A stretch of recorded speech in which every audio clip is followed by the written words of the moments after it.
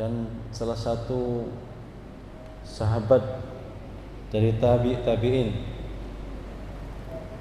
Para ulama madhab itu juga menyebut murid-murid mereka juga dengan nama sahabat. Ya, Masya Allah. Ini semoga kita bisa mengembalikan itu ya. Karena apa? Karena kalau guru dan murid itu ada sekat, tapi kalau sahabat dengan sahabatnya itu enggak ada sekat. Artinya ketika mungkin mendapati gurunya khilaf atau sebaliknya, itu dengan mudah mereka bisa saling menasihati. Pernah satu ketika Imam Syafi'i punya muridnya itu berbeda pendapat dengan beliau, sampai akhirnya ada sedikit hubungan yang tidak enak begitu ya, mungkin sedikit tidak nyaman atau bahkan mungkin tidak bertegur sapa gara-gara perbedaan di antara guru dan murid yang sejatinya adalah sahabat dengan sahabatnya. Kemudian Imam Syafi'i itu suatu hari mendatangi beliau, muridnya beliau. Wahai sahabatku, sesungguhnya persamaan antara diriku dan dirimu itu begitu banyak, tetapi kenapa perbedaan yang sedikit ini membuat kita jadi jauh ya? Kenapa perbedaan yang sedikit itu jadi menjauhkan kita berdua? Akhirnya mereka kemudian kembali ya. Jadi tidak apa-apa guru dan murid itu berbeda, tidak apa-apa, biasa. Kalau niatnya karena Allah ketemu. Nah, kalau niatnya bukan karena Allah pasti nggak ketemu. Satunya ke kiri, satunya ke kanan.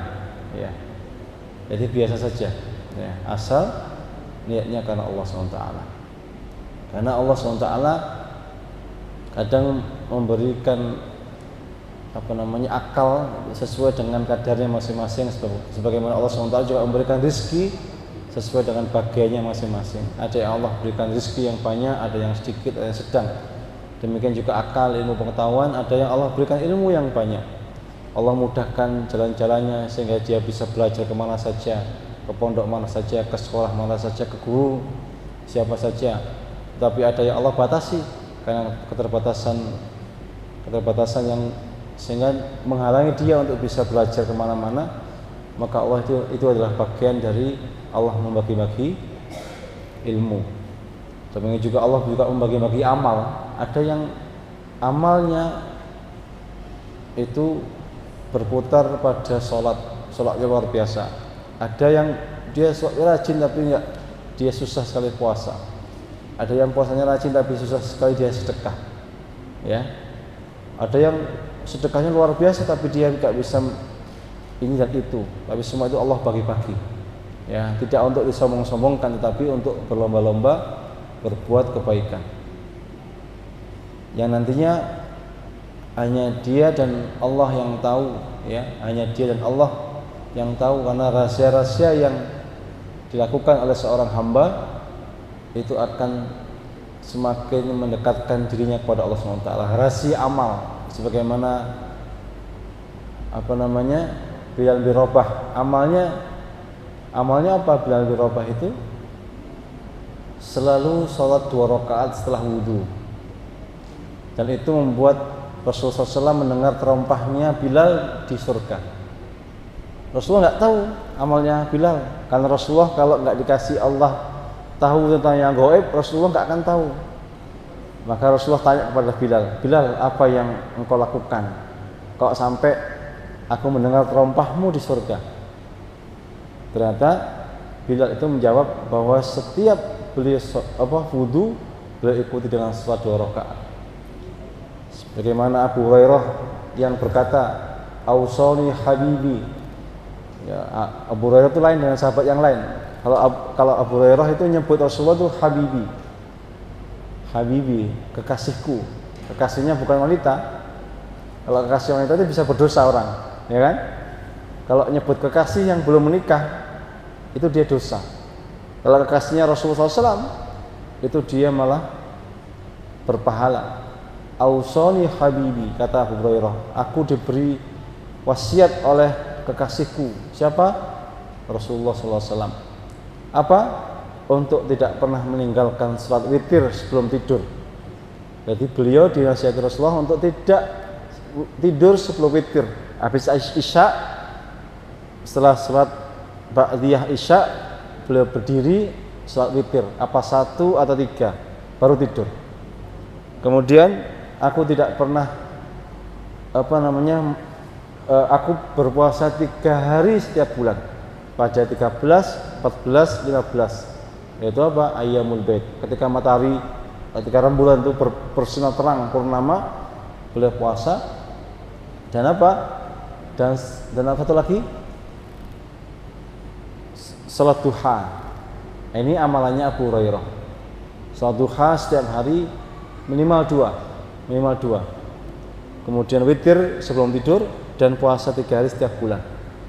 Nah, itu yang membuat kedudukan Abu Hurairah itu tinggi sekali. Ada yang sahabat yang nggak bisa nyaingi, sahabat besar antara Abu Bakar dan Umar radhiyallahu anhuma. Tapi beliau berharap agar bisa menyertai Abu Bakar dan Umar kedudukannya di sisi Allah SWT di surganya. Apa yang beliau katakan? Aku tidak bisa menyayangi amal-amal mereka, tetapi aku mencintai mereka karena Allah. Semoga dengan cintaku karena Allah, ya, itu membuat aku sama dengan mereka. Karena Rasulullah mengatakan, gimana? Anta ma'aman ahbabta. Engkau bersama orang yang engkau cintai. Maka hari ini kalau ada orang yang mencintai artis, maka naudzubillah min dzalik, ya, mudah-mudahan dia tidak dibangkitkan bersama artis itu. Bintang sinetron, kalau ada sinetron itu nggak pernah lewat. Oh, Rabu waktunya tersanjung. Masih ada nggak tersanjung? Sudah nggak ada, ya. Jadi tersandung sekarang. Nggak pernah lewat. Cinta sekali. Nah, itu ngeri. Hati-hati, jangan sampai mencintai terlalu dalam, ya. Fotonya dipajang, ya. Fotonya dipajang. Kehidupannya dibaca, diingat-ingat, ya, jadi fan, jadi idolanya, maka ngeri dia akan bersama idolanya di hari kiamat nanti, ya. Dan macam-macam lagi amal-amal tersembunyi, ya. Baik antara orang yang mengajar dan orang yang belajar punya akhlak ketika mengajar, ya. Ketika mengajar punya akhlak, ketika yang diajar juga punya akhlak. Ada ini kata-kata pepatah, ya. Yang paling penting dari mengajar itu apa? Kurikulum. Apa kitab yang dibaca? Pelajaran apa yang dibaca? Tapi ada yang lebih penting dari itu, gurunya. Kalau kurikulum bagus, gurunya nggak bagus, bubrah kurikulumnya. Ya, maka hari ini dengan dulu itu beda. Kalau dulu ngaji itu sampai bertahun-tahun. Kalau ngaji kita kan cepet, 3 tahun, 6 tahun SD, tambah 3 tahun SMP, terus 3 tahun SMA selesai. Atau tambah lagi kuliah 4 tahun, selesai. Wis sudah selesai, belajarnya berhenti. Kalau dulu para sahabat ulama-ulama dulu lama sekali. Ada Hatim Al-Asam, muridnya Syaqiq Al-Balkhi, itu belajar 30 tahun sama gurunya. 30 tahun ditanya sama gurunya, "Wahai Hatim, apa yang engkau dapatkan selama belajar denganku?" Atau pertanyaan gurunya gini, "Berapa tahun engkau membersamaiku?" "Kam sanah sahabtani," ya. Karena melihat kayak gitu, tawaduk. "Berapa tahun engkau bersahabat denganku?" Artinya belajar. Beliau mengatakan salasa wa salasin atau salasina sana, 30 tahun atau 33 tahun. Lalu apa yang kau dapatkan selama engkau ini belajar? Kata gurunya Syaqiq Al-Balkhi itu, "Aku mendapatkan ilmu dari engkau itu 8 hal. Bayangkan 30 tahun dapat ilmu cuma 8. Ngeri enggak? Kalau dibandingkan hari ini sama dulu, ilmunya banyak orang hari ini ya. Tetapi keberkahannya itu kata beliau disebutkan 1, 2, 3 sampai 8. Terus gurunya mengatakan, aku melihat orang-orang yang menyebutkan dirinya, para ulama-ulama yang menyeru kepada akhirat, sesungguhnya mereka hanya belajar atau hanya mengajarkan seputar 8 ilmu yang engkau pelajari dariku itu. Bayangkan, dia bisa menyarikan ilmu ya. Bahkan kata gurunya, kata Ibnu Barak atau murid Ibnu Barak mengatakan, aku belajar hadis itu selama 2 tahun, tetapi aku belajar adab selama berapa? 20 tahun. Belajar adabnya 20 tahun, belajar ilmunya cuma 2 tahun. Ya kan? Ngafalkan Quran berapa tahun? Adik-adik ini berapa tahun? 3 tahun ya? Selesai ya? Ada yang 6 bulan ya? Saya salim 6 bulan, Masya Allah. Cepat ternyata kan? Ya, kalau fokus ya, nggak mikir apa-apa, cepat. Tapi sesungguhnya yang membuat lama itu belajar adab, bukan baca Qur'annya.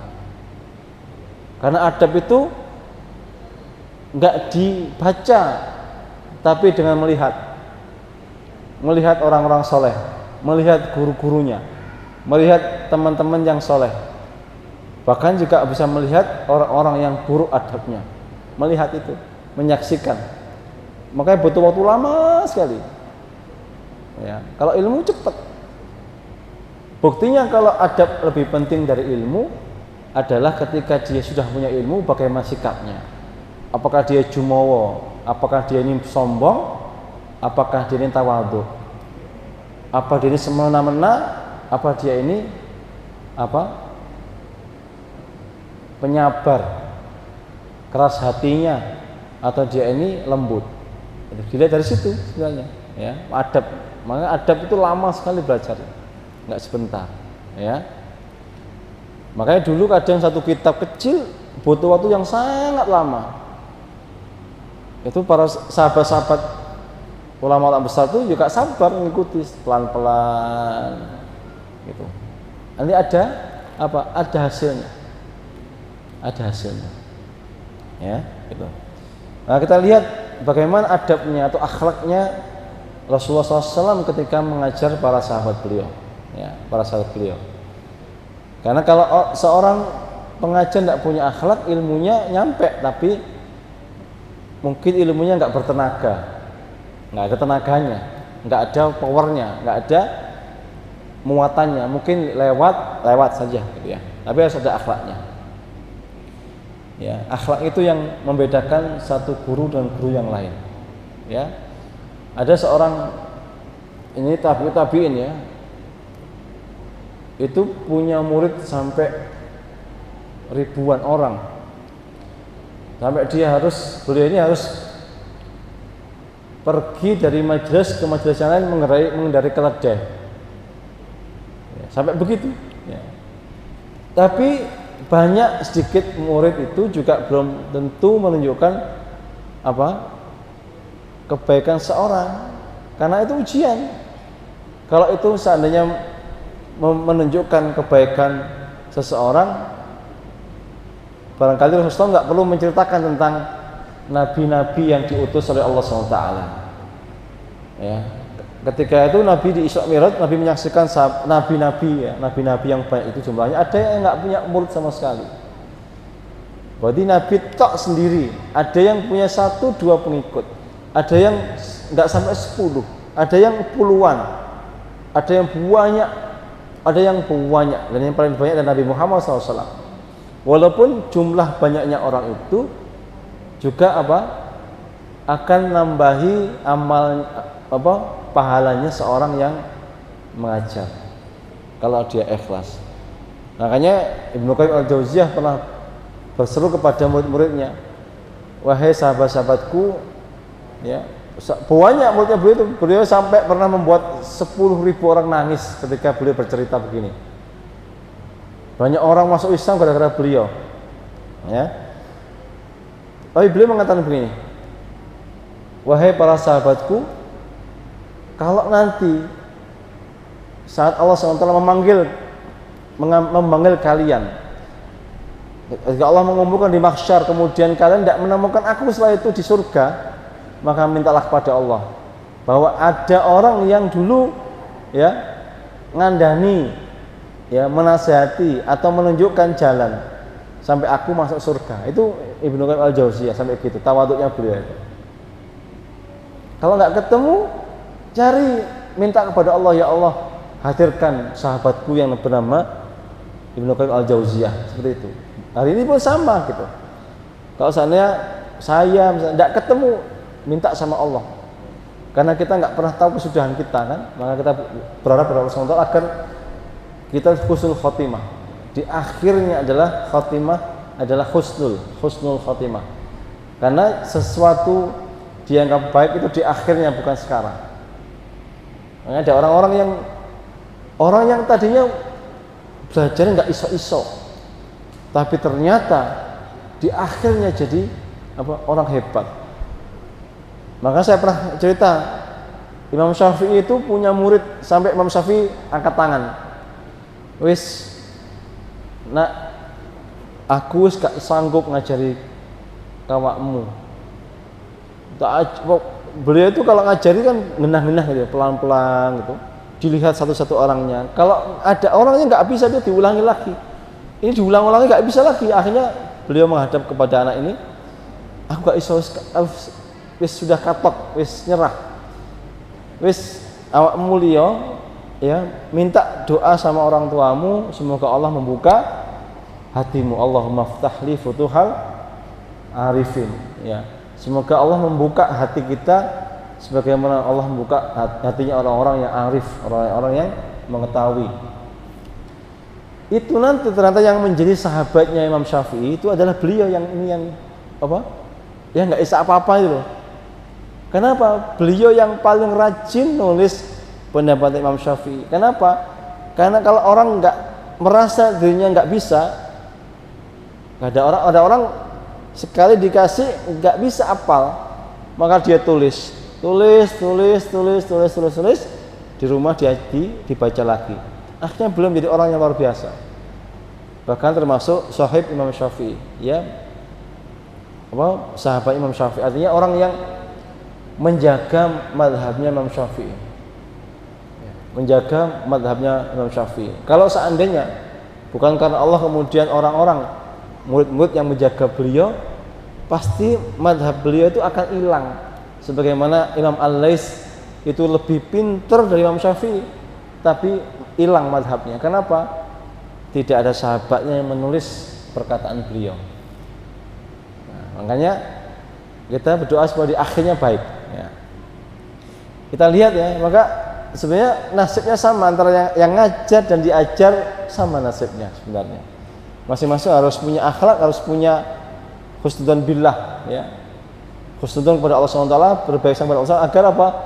Bermanfaat apa yang dikasih dan apa yang diterima. Ya.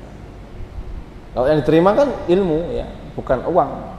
Dan ilmu itu tabiatnya kalau dikasih nambah. Ya, kalau uang kan kalau dikasih kurang. Ya, pada Allah SWT mengatakan la tangkusu malus sedekah, kecuali sedekah yang ikhlas dia tidak akan berkurang kalau dia dikeluarkan. Yang pertama adalah Rasulullah itu pandai memberi motivasi. Motivasi adalah apa? Memberi harapan, memberi impian, memberi apa? Bahwa nanti kalau kamu begini akan dapat begini. Bahkan di saat-saat yang genting, yang sahabat itu mungkin putus asa. Contohnya apa? Contohnya ketika Rasulullah SAW itu bersama para sahabat di perang Khandaq. Nanti soal kita bahas ya. Perang Khandaq itu perang yang sangat berat. Ya, perang Khandaq ya, perang yang sangat berat sekali. Kenapa? Kebutuhan menipis sehingga orang-orang hanya makan beberapa butir kurma setiap hari. Mendapat jatah sedikit minyak, sedikit gandum, tepung, sangat sedikit, ya, sangat sedikit sekali. Kenapa? Paceklik. Tidak tahu sampai kapan dikepung. Di tengah-tengah itu sahabat kemudian diberi ilham agar membuat parit sama Al-Farisi. Kemudian Rasulullah memberikan persetujuan untuk digali paritnya. Sahabat mencangkul parit yang sangat lebar 15 meter itu kira-kira, yang kalau dia ada kuda yang jatuh dia akan bisa loncat lagi keluar, dan kuda nggak akan bisa melewati parit itu. Itu idenya sama Al-Farisi. Ketika mentok ada batu besar, sahabat nggak ada yang bisa ngancurin. Kalau nggak dihancurin bahaya. Kenapa? Karena bisa dibuat batu loncatan oleh pasukan musuh atau oleh kuda-kudanya musuh. Tembus berarti pertahanannya. Rasulullah turunnya apa?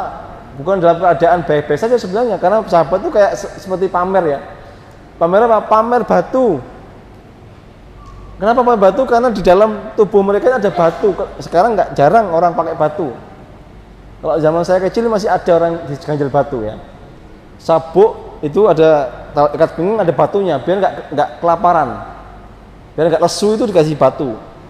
Zamannya Khandaq itu sahabat diganjel batu satu gitu biar nggak kelaparan. Ternyata Rasulullah punya ganjil berapa? 2 batu. Berarti lapar mana Rasulullah dengan para sahabat? Rasulullah lebih lapar.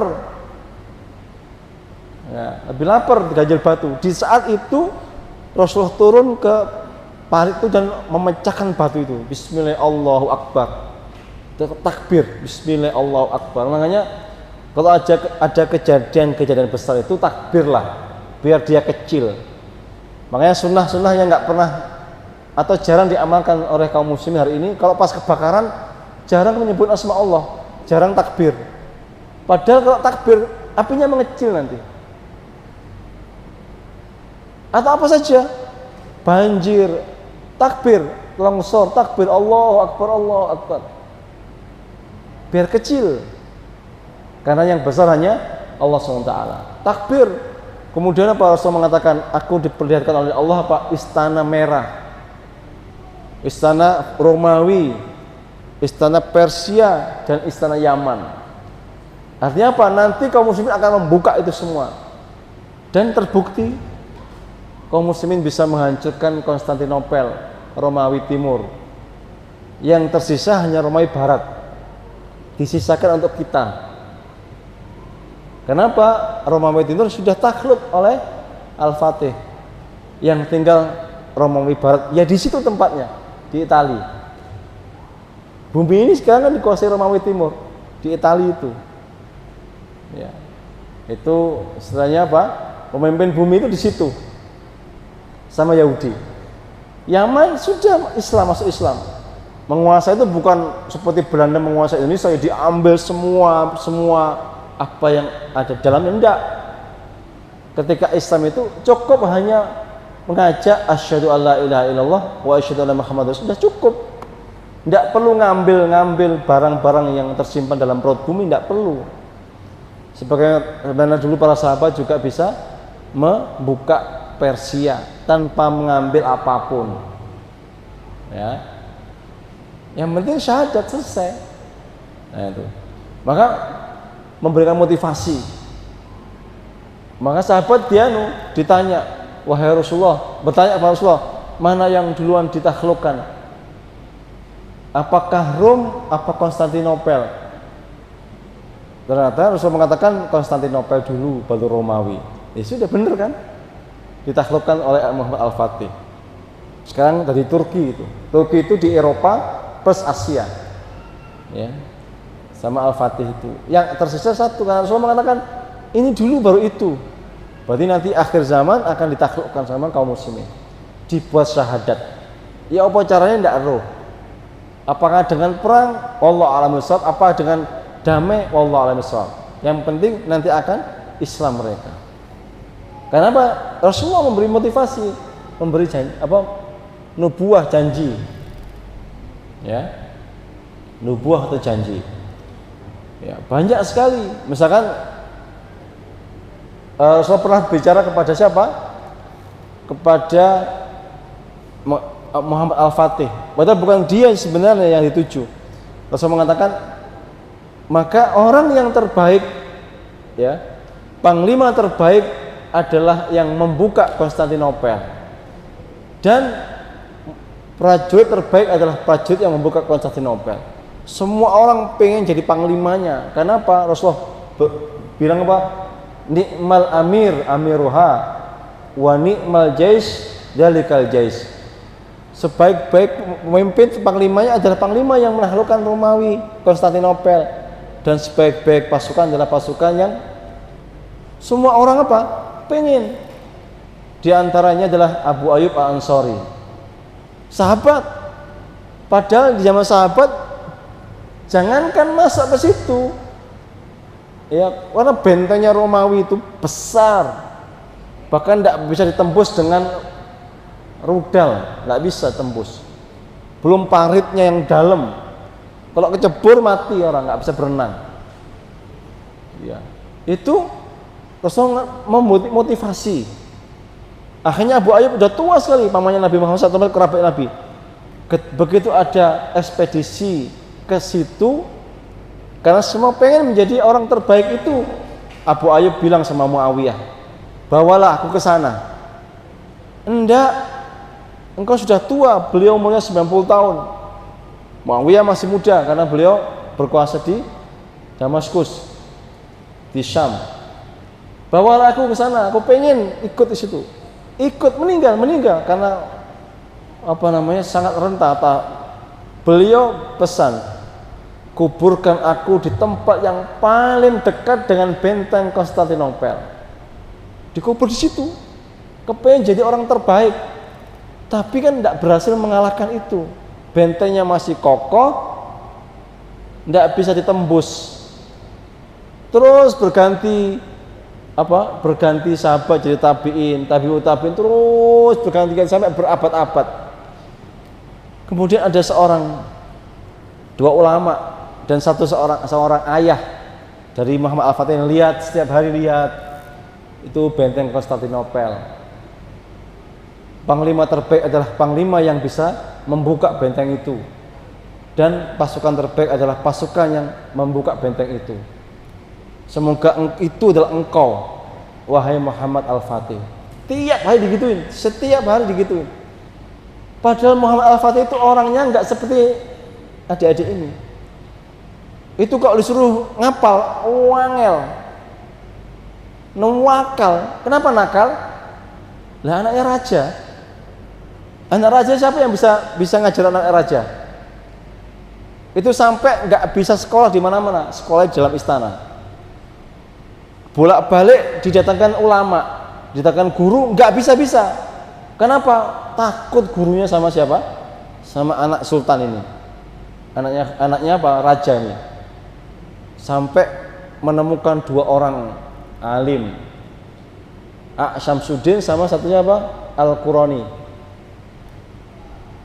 Syamsuddin itu apa? Mukul dia, cepok.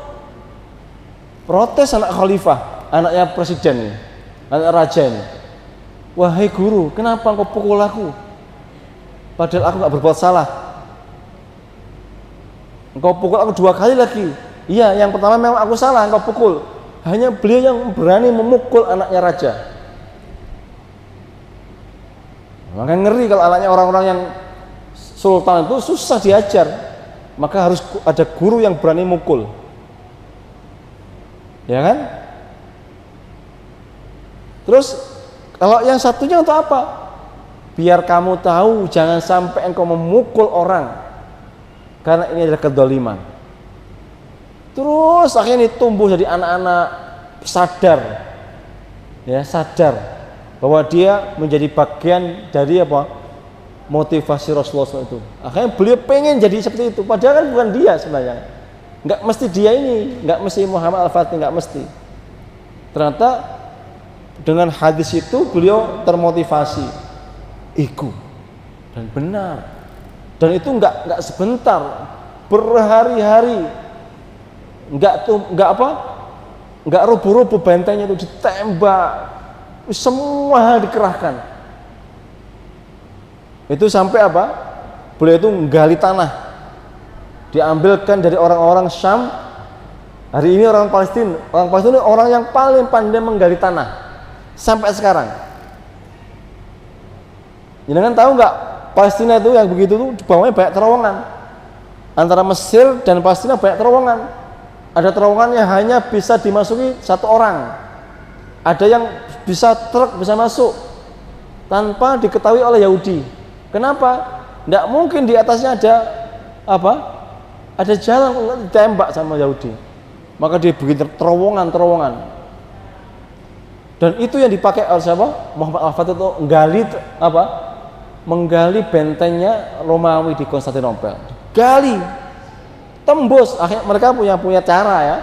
Dia taruh ember di atas tanah itu, kemudian kalau ada gerakan di tanah, ember itu akan bergetar kan? Begitu ada getaran itu langsung digali, disintai minyak panas dibakar. Ya kebakar, ada yang dikasih mesiu kebakar. Bikin tangga yang sangat tinggi. Masuk gagal. Meriam itu Al-Fatih itu dapat meriam dari apa? Namanya Orpan. Musuh yang membelot, musuhnya Romawi yang membelot. Diambil sama beliau, disuruh gambar benteng Romawi, disuruh buatlah meriam yang bisa menembus benteng itu. Berapapun harganya aku akan biayai. Dibikin meriam kayak macan bumbung itu ya. Tahu macan bumbung nggak? Yang dembas riaya itu ya. Dibikin besar dan itu nggak nembus. Bolak-balik nggak nembus. Ya. Sampai retak. Akhirnya apa? Satu-satunya cara adalah menyeberangi menyeberangi laut ya. Lautnya itu sama orang Romawi diberi rantai yang sangat tebal, sangat kuat dari besi besar, sehingga tidak ada satu kapal pun yang bisa melewati itu kecuali dia akan gagal dan balik. Laut dipasangi rantai besar, nggak ada yang bisa menembus. Dan itu dijaga. Bagaimana akalnya Al-Fatih? Ini bedanya orang-orang yang beriman dan tidak beriman. Dia minta kepada Allah SWT, berpikir keras minta Allah, dapat ide. Apa? Kapal-kapal ini harus harus menyeberangi gunung. Pernah nggak di dunia ini ada kapal yang bisa lewat gunung? Pernah? Satu-satunya kapalnya Al-Fatih. Kenapa? Akhirnya dia bikin gelondongan kayu-kayu begitu, dikasih minyak dari lemaknya binatang. Kemudian kapal ditarik sama kerbau-kerbau yang banyak. Tarik sampai akhirnya nyeberangi gunung. Intinya adalah pengen nyeberangi rantai itu. Biar biar bisa lewat itu. Begitu masuk beleng, kaget sekali. Itu kalau bukan karena motivasi pengen menjadi orang terbaik, dia nggak mungkin lakukan itu. Sampai ketika beliau benar-benar jadi bisa mengalahkan Romawi, ya. Apa yang dia katakan? Kalian ini pemeluk agama Nasrani, bebas mau masuk Islam boleh, nggak mau Islam juga nggak boleh. Kalau pengen tinggal di sini boleh, kalau pengen keluar juga boleh. Kalau mau keluar, kami akan antarkan di pintu yang paling dekat dengan negara tujuan. Kami akan antar dengan selamat, tanpa dizalimi sedikit pun hartanya, nyawanya, kehormatannya. Itu orang Muslim, nggak ada yang bahkan nggak ada pendeta-pendeta yang protes. Dibiarkan, nggak perlu ganti nama, nggak perlu ganti agama, bahkan dibiarkan. Yang diperangi cuma yang memerangi, yang diperangi cuma orang-orang yang menghalang-halangi Islam, disampaikan kepada penduduk yang bukan Islam. Hanya itu yang diperangi. Tapi yang tidak memerangi tidak diperangi, dibiarkan. Dan di akhirnya beliau merasa sudah sampai di ujungnya, kemudian sudah waktunya zikir saja, nggak perlu menjaga negeri ini.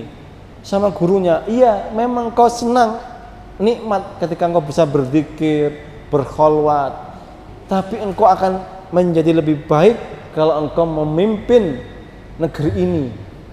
Akhirnya beliau tetap itu dalam rangka apa? Menjadi pemimpin yang terbaik menurut Rasulullah SAW. Ini motivasi Rasulullah SAW yang diberikan pada kaum muslimin. Ya, seperti ketika ada seorang sahabat Nabi Muhammad SAW yang bernama siapa? Abdullah bin Umar. Beliau mengatakan apa? Abdullah bin Umar tadinya itu kalau malam bangun itu beliau hanya pipis saja.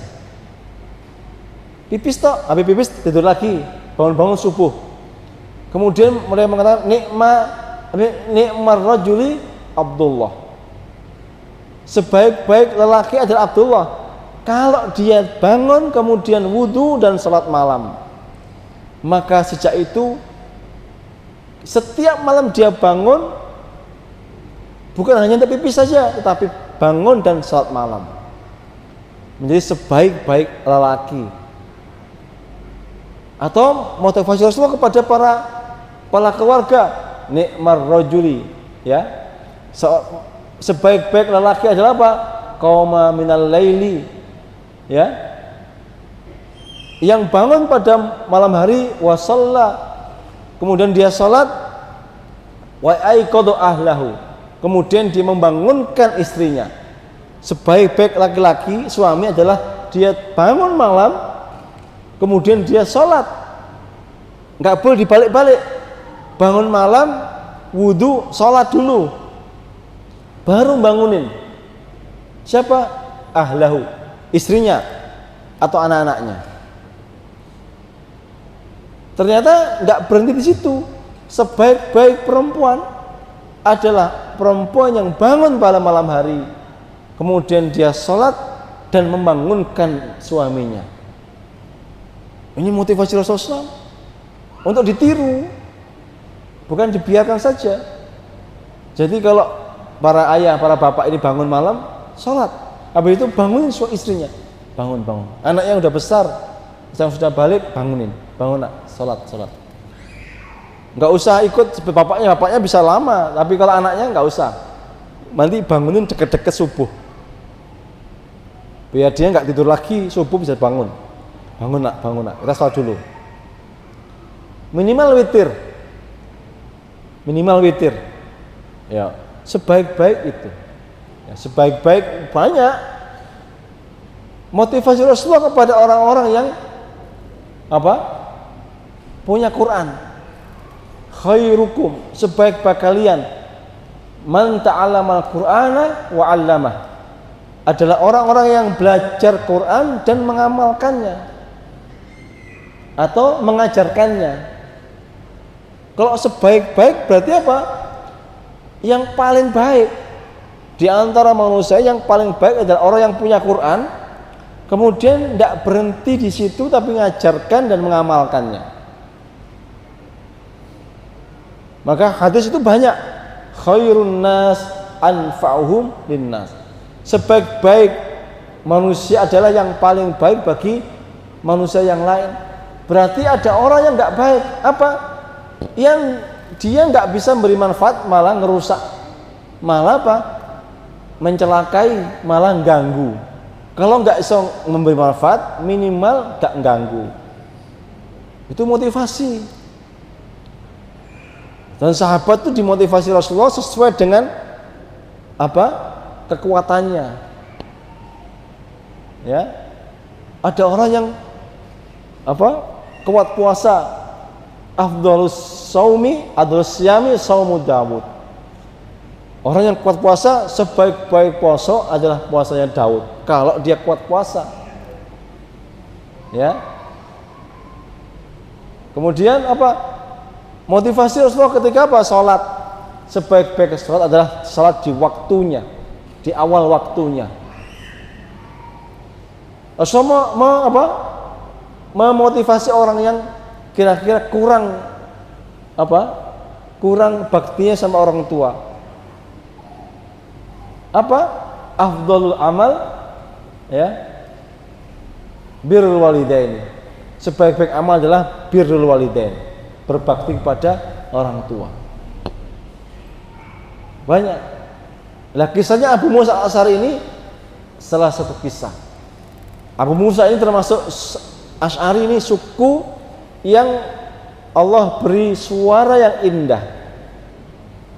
Suara yang indah.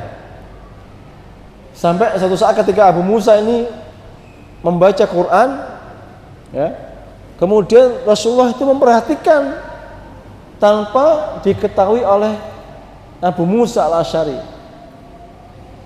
Udah ya syak ya. Silakan nanti dulu, silakan apa? Silakan adzan dulu barakallahu fikum. Bismillah. Sedikit lagi ya. Ketika Rasulullah mendengarkan bacaan Abu Musa al-Asy'ari, beliau memuji Abu Musa al-Asy'ari.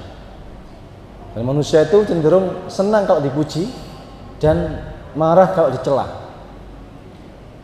Cuman seorang yang memuji itu harus memperhatikan kondisi dan akhlak orang yang dipuji. Kenapa? Karena Rasulullah juga melarang orang memuji. Ya, kalau ada orang yang memuji maka lemparkan pasir ke mukanya. Kenapa? Bahayanya pujian. Ya, kalau orang dipuji misalnya, masya Allah, sampai ini sholatnya malamnya kuat sekali. Nanti malam itu bisa nggak sholat malam dia. Ya, kenapa? Karena bahaya pujian, bisa merubah niatnya orang. Maka harus melihat apa kondisi orang yang dipuji. Tapi secara umum orang senang dengan pujian. Maka Rasulullah mengatakan apa? Sesungguhnya engkau diberi apa? Mizbaron min mazamiri Daud. Sesungguhnya ini engkau diberi seruling. Mizbar itu seruling, seperti seruling ya. Seperti serulingnya Daud. Daud itu kalau alaihissalam itu kalau membaca Taurat itu angin berhenti bertiup, hewan-hewan berhenti bergerak, burung-burung berhenti berkicau, berhenti mengepal sayapnya, bahkan sampai jatuh ya. Itu sangat enaknya. Jadi kalau Daud dikasih Allah SWT apa? Merdu dalam membaca Taurat itu, maka Abu Musa juga diberi Allah kemerduan dalam membaca Quran. Tidak banyak. Dan Rasul mengatakan zayyinu Qur'ana bi aswatikum. Perintah untuk memerdu-merdukan itu bukan pada saat ceramah, ngajar, nyanyi, bukan. Bahkan kalau itu bisa jadi dosa. Karena gaya-gaya ketika bicara itu bisa jadi dosa karena ada larangannya.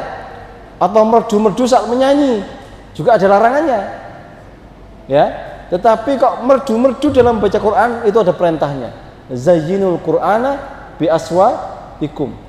Hiasilah bacaan Qur'anmu dengan apa? Suara-suaramu yang indah. Makanya nggak boleh ada orang baca Quran itu datar, atau nggak boleh. Ada apa? Naik turunnya. Tidak saja untuk orang lain, tapi untuk diri sendiri ketika dia membaca Quran. Karena waktu terbanyak adalah waktu dia dengan Allah. Ngimami kan tidak boleh lama-lama, ya kan? Kalau lama-lama nggak boleh, kata Nabi. Di belakangmu ada orang yang sakit, ada orang yang lemah, ada anak kecil, anak bayi, ya, ada orang tua yang nggak kuat berdiri lama, maka nggak boleh lama-lama. Ya. Maka Abu Musa diajari. Sejak itu masya Allah, kata beliau mengatakan, kalau aku tahu wahai Rasulullah, kalau panjenengan itu mendengarkan bacaanku, aku akan semakin merdukan bacaan Quranku. Abu Musa al-Asy'ari. Beliau waktu sahabat Rasulullah sudah meninggal itu beliau bersama Ali bin Abi Thalib. Ya, jadi hakim, ya, jadi hakim. Nah, orang luar biasa ya ahli Quran. Jadi Rasulullah memberi motivasi bahwa suara yang indah itu harus digunakan untuk membaca Quran. Kalau enggak, suara itu enggak ada nilainya. Seperti orang biasa saja. Tapi kalau dibacakan Quran, dibuat baca Quran maka ada nilainya. Itu Rasulullah memotivasi. Maka saat itu Abu Musa enak sekali bacaan Qurannya, ngimami taraweh ya. Karena diimami taraweh sama orang yang merdu itu lebih khusyuk, lebih hadir hati dan perasaan kita ya.